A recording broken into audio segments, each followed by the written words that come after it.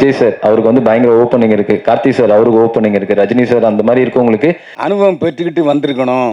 இந்த அப்படிதான் சொன்னீங்க நீங்க. இல்லை, நான் என்ன சொன்னேன்னா, படம் வந்து ஓரளவு நல்லா தான் இருக்கு.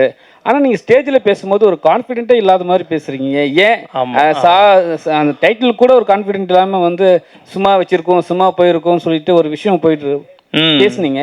ஏன், எதனால? அது நான் ஒரு மாதிரி அப்செட் ஆகிட்டேன் சார். ஏன்னா நாங்கள் ஸ்கிரிப்ட் எழுதுறதுக்கு முன்னாடிலேருந்தே சாவிடு தான் டைட்டில். அதாவது ஸ்டோரி எழுதுறதுக்கு முன்னாடிலேருந்தே சாவிடுன்னு டைட்டில் போட்டு தான் ஸ்டோரியே எழுதுகிறேன். 3 years தான் ட்ராவல் பண்ணுறேன் அந்த டைட்டிலோட. அப்படிங்கும் போது இந்த நாளைக்கு இது சேஞ்ச் ஆக போகுதுங்கும் போது என்னால் எப்படி அக்செப்ட் பண்ணிக்க முடியும்? இப்போது உதாரணத்துக்கு ஒன்று சொல்லணும்னா, ஒரு டாகே வீட்டில் வளர்ப்பாங்க. நமக்கு பார்க்கும்போது என்ன தோணும்? என்ன நாய்க்கிட்ட இவ்வளோ பாசமாக இருக்குது, அது இறந்தோன்னா ரொம்ப அழுவாங்க. நம்ம என்ன யோசிப்போம், என்ன நாய் இறந்ததுக்கெலாம் அழுவுறீங்க, அதை அப்படியே புதைக்கலாம் செய்கிறீங்க அப்படின்றது ஒன்று இருக்கும். அப்படிங்கிற அந்த மாதிரி தான் சார் எனக்கு அது தோணுச்சு. ரொம்ப க்ளோஸ் டு ஹார்ட்டாக இருந்துச்சு சார். நான் வந்து நெகட்டிவ் டைட்டில்ன்றதுக்காகலாம் வைக்கல வீடுன்றது. இது வந்து ஆப்டான டைட்டில்ன்றனால தான் வச்சேன். ஏன்னா நெக்ஸ்ட் மூவி நான் பண்ணும்போது நெகட்டிவ் டைட்டில் நான் வைக்க மாட்டேன். ஏன்னா அந்த மூவிக்கு என்ன தேவையோ அது மட்டும்தான் வைப்பேன். ஸோ அதுதான் சார். படிச்சுட்டு வந்து இந்த படத்தை எடுத்துக்கணுமா, இந்த படத்துலேருந்து பாடம் கற்றுக்கிட்டீங்கல்ல, அதை சொன்னீங்கல்ல, யார் சார்? மறந்துட்டீங்களா? Okay sir. அதில் என்ன பேசுனீங்கன்னா, நான் வந்து இன்னும் அனுபவம் பெறல, அனுபவம் பெற்றுக்கிட்டு வந்திருக்கணும். இந்த அப்படி தான் சொன்னீங்க நீங்கள். இல்லை, நான் என்ன சொன்னேன்னா, படம் எடுக்கிறது ஈஸி, அதை ரிலீஸ் பண்ணுறது தான் கஷ்டம். படம் எடுக்கிற ப்ராசஸ் எனக்கு தெரியும், அதை ரிலீஸ் பண்ணுறது எப்படின்னு தெரிலன்றது சொன்னேன் சார். இல்லை படம் யார் வேணும் எடுத்துக்கலாம். ஆமாம் சார். அதாவது கார்ட்டூன் போடுறாங்க பார்த்தீங்களா? ஆமாம் ஆமாம். அந்த கார்ட்டூன் போடுறவங்க எல்லாருமே படம் எடுத்துக்கலாம். ஆமாம் சார். ஆனால் அதை விட கெட்டிக்காரத்தன்னு தான் வியாபாரம். கண்டிப்பாக. அப்போது வியாபாரம் தெரியாமல் படம் எடுக்க வந்து தப்பு நீங்கள் உணர்றீங்க. ஆமாம் சார். வியாபாரம் தெரியாத மீன்ஸ் ஓடிடி அந்த டைமில் வாங்கிட்டு இருந்தாங்க சார் படம் 2022. ஸோ நான் ஸ்பீடாக ஷூட்டிங் வந்து ஒரு 2 monthsலேயே முடிஞ்சிச்சு சார். 32 days ஷூட்டிங் வந்து 2 monthsலேயே முடிஞ்சிச்சு. நான் அடுத்தடுத்த ப்ராசஸ் வந்து ஒரு 6 monthsக்குள்ளே முடிச்சிடலான்னு பிளான் பண்ணேன். ஏன்னா அந்த டைமில் ஓடிடி கொஞ்சம் பீக்கில் தான் இருந்துச்சு. எல்லோரும் கண்டென்ட்ஸ் வாங்கிட்டு இருந்தாங்க, சின்ன படம் வாங்கிட்டு இருந்தாங்க, ஓரளவு டீசெண்டான ரேட் கொடுத்தாங்க. நான் வந்து அந்த மாதிரி டார்கெட் பண்ணும்போது இந்த இயர் கேப்னால ஸ்கீம்ஸ் மாறிடுச்சு. இப்போது அவங்களோட அந்த ஸ்கீம்ஸ் மாறும்போது என்ன ஆகுது, நான் அப்போது ஒன்று நினச்சிருப்பேன்ல, ஓடிடி ரிலீஸிங் அப்படின்னு நினைக்கும் போது இப்போ இங்கே தேட்ரிக்கல் ரிலீஸ். ஓடிடி ரிலீஸ் என்னன்னு தெரியும், தேட்ரிக்கல் புதுசாக இருக்கு. நீங்கள் பேசும்போதே ஷார்ட் ஃபிலிமாக எடுத்திருக்கலாம் அப்படிங்கிற வார்த்தை சொன்னீங்க. ஷார்ட் ஃபிலிம் எடுக்க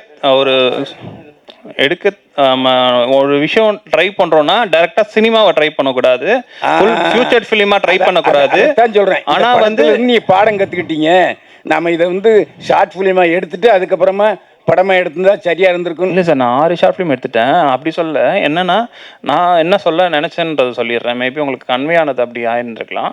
நான் என்ன சொல்லணும்னு நினச்சிருந்தேன்னா, படம் வந்து ரொம்ப பெரிய விஷயம். படம் எடுக்கிறது ஃபியூச்சர் ஃபிலிம்ன்றது ஒரு 2 மணி நேரம் படம் எடுக்கிறது ரொம்ப பெரிய விஷயம். ஆனால் ஒரு 2 நிமிஷம் ஷார்ட் ஃபிலிம் கொஞ்சம் ஈஸி தான், அதை விட ரொம்ப ஈஸி அதை விட. ஸோ அப்படிங்கும் போது அதில் காஸ்ட்டும் பெருசாக இருக்காது. ஃப்ரெண்டை போட்டுடலாம், கேமரா ஃபோன் கூட ஐஃபோன் கூட வச்சு எடுத்துக்கலாம். ஸோ மியூசிக் வந்து நான் காப்பிரைட்ஸ் மியூசிக் எடுத்து யூஸ் பண்ணிக்கலாம். அப்படிங்கும் போது இவ்வளோ விஷயம் இருக்குங்கும் போது இந்த ப்ராசஸை வந்து ஷார்ட் ஃபிலிம்லேயே கற்றுக்கலாம். இல்லைனா ஒரு ஏடியாக இருந்துட்டு ஒரு டிரெக்டர்கிட்ட கற்றுக்கலாம். இந்த 2 விஷயத்த சொன்னேன் நான். டார்க் காமெடின்னு சொல்கிறீங்களா, இது என்னது? டார்க் காமெடினா ஒரு சீரியஸான சுச்சுவேஷனில் ஒரு சின்னதாக ஒரு குபீர்னு ஒரு மொமெண்ட் வரும் சிரிக்கிற மாதிரி. ஸோ அதுதான் டார்க் காமெடி. இந்த படத்தில் எந்த சீனை அப்படி சொல்கிறீங்க? அந்த அவர் சஹாயராஜ் இறந்துட்டாரு, அந்த வீடியோ பார்க்குறாங்க, ஆனால் ஏன் அவங்க சிரிக்கிறாங்க? ஸோ அதுதான் சார். சார் ஒரே ஒரு சந்தேகம் சார், சமீப கால பட விழாக்களாக இருக்கட்டும், ஆடியோ லான்ச்சாக இருக்கட்டும், இல்லை சக்ஸஸ் மீட்டாக இருக்கட்டும், எதுக்கு வந்தாலும் தமிழ் படத்தை ஓட விட மாட்டாங்க, கன்னட படம் ஓடுது, தெலுங்கு படம் ஓடுது, மலையாள படம் ஓடுது அப்படின்ற ஒரு புலம்பல் எல்லார்ட்டையும் இருக்குது. ஆனால் நல்ல படங்கள் எப்படி இருந்தாலும் ஓடும். நம்ம கதையில் தெளிவாக இருக்கணும், அதே மாதிரி ஆக்டிங் நடிப்பு வாங்குறதுல தெளிவாக இருக்கணும். ஆனால் நீங்கள் உங்கள் படத்தில் கதையிலையும் கோட்டை விட்டீங்க, நடிப்பு வாங்குறதுலையும் கோட்டை விட்டீங்கன்றது என்னுடைய கருத்து. Okay sir. அதனால் நம்மளே தப்பாக எடுத்துகிட்டு படம் ஓடலை, ஆடியன்ஸ் பார்க்க மாட்டேங்கிறாங்க அப்படின்ற நம்ம ஒரு திணிக்கக்கூடாதுல்ல, அது தப்பு இல்லையா? நீங்கள் குபீர் காமெடி வரும்ன்றீங்க, ஒரு இடத்துல கூட யாருக்குமே சிரிப்போ இல்லை sir. Okay sir. Dark comedy எனக்கு ஏதாவது ஒரு டார்க் காமெடி நல்லா நீங்க சிரிச்சிருப்பீங்க சார். வேற யாராவது சிரிச்சாங்களா?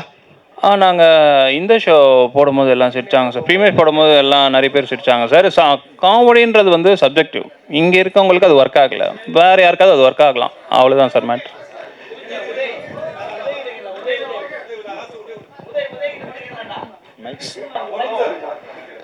சார் பல சீன்கள் பார்க்குறப்போ இந்த சீனை ஏன் இவ்வளோ இதாக எடுத்து வச்சுருக்காங்கன்னு, ஒரே லைட்டிங் இல்லாமல் ஏதோ ஷேடோவோட ஷார்ட் ஃபிலிம் எடுக்க கூட எனக்கு தெளிவாக எடுத்துகிட்டு இருக்காங்க. நீங்கள் ஒரு படம் எடுத்து வச்சுருக்கீங்க, அதில் கொஞ்சமாவது நீங்கள் கான்சென்ட்ரேட் பண்ணீங்களா? அது கேமராமேனோட கால். என்னென்னா லோ லைட்டுன்னு சொல்லுவாங்க. லோ லைட்டில் வந்து நம்ம காமிக்கிறது லைக் அப்போ தான் இன்னும் கொஞ்சம் ஒரு ஷேடோஸோட சினிமேட்டிக் ஃபீல் வரும்ன்ட்டு, டார்க்னஸோட இதெல்லாம் அவர் கேமராமேனோட கால். ஸோ அது ஒர்க் ஆகிருக்குன்னு எனக்கு தோணுது. நிறைய பேருக்கு பிடிச்சிருக்கு. மேபி அது உங்களுக்கு பிடிக்கலன்னு நினைக்கிறேன். இல்லை சார், பல பேருடைய கருத்து இது உங்க நோக்கம் கிடைக்கணுன்றதுக்காக நாங்கள் சொல்லலை. ஓகே சார், புரியுதுங்களா? ஏன்னா பத்திரிகைக்காரங்க அன்றைக்கி என்ன எழுதுறாங்களோ அதான் வந்து ஆடியன்ஸில் போய் சேரும்.